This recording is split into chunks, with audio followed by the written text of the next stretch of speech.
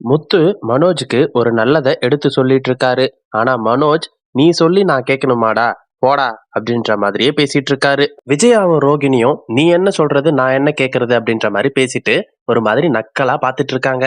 இத கேட்டுட்டு இருந்த ஸ்ருதி, ஆன்ட்டி நீங்க முத்து சொல்றத கேட்கலன்னா பல மோசமான விளைவுகளை சந்திக்க வேண்டியிருக்கும், பார்த்து பேசுங்க அப்படின்னு சொல்றாங்க. அதை கேட்ட மனோஜ், விஜயா, ரோகிணி எல்லாருமே அச்சச்சோ அப்படின்ற மாதிரி அதிர்ச்சியில இருக்காங்க. அதாவது குடும்பத்துல எல்லாருமே ஒண்ணா உட்காந்து பேசிட்டு இருக்காங்க. அப்ப முத்து மனோஜ் கிட்ட கேக்குறாரு, டேய் உன் கடையில ரொம்ப நாளா வேலை செய்யற பழைய வேலையாட்களை எடுத்துட்டு புதுசா வேலையாட்களை போடுறியாமே, இப்படி பண்ணாதடா.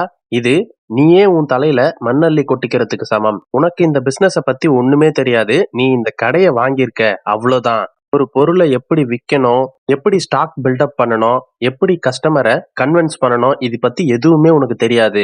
இந்த பழைய வேலையாட்களுக்கு தான் இது எல்லாமே தெரியும். அவங்களையுமே எடுத்துட்டு நீ புதுசா போட்டன்னா உன்னால எப்படி அந்த கடையை நடத்த முடியும்? அந்த கடையில எல்லாருமே புதுசா இருந்தா வியாபாரம் எப்படி நடக்கும்? அந்த பழைய வேலையாட்களுக்கு மட்டும்தான் அந்த தொழில பத்தி நல்ல அனுபவம் இருக்கும். அப்படி இருக்கும்போது பழைய வேலையாட்களை நீ ஏன்டா வேலையை விட்டு நிறுத்தின? இது உனக்கு எவ்வளவு பெரிய நஷ்டம் வரும்னு தெரியுமா?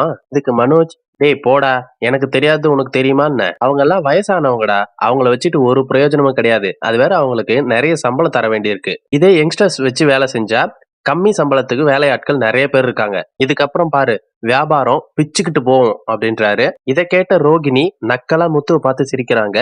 விஜயா, ஆமா மனோஜ், நீ சொல்றது சரிதான். நீ இப்ப இருக்க ட்ரெண்டுக்கு ஏத்த மாதிரி நடந்துட்டு இருக்க. நீ இதே மாதிரி பண்ணு அப்படின்ற மாதிரி முத்துவை பார்த்து நக்கலா சிரிச்சுக்கிட்டே சொல்றாங்க.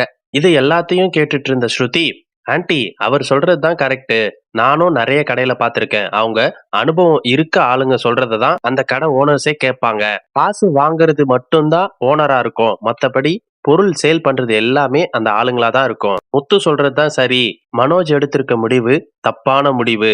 இத கேட்ட விஜயா, அச்சச்சோ, என்ன இவ இப்படி சொல்றா? அப்ப நம்ம பையன் மனோஜுக்கு ஒண்ணுமே தெரியலையோ, போச்சா அப்படின்ற மாதிரி பாத்துட்டு இருக்காங்க.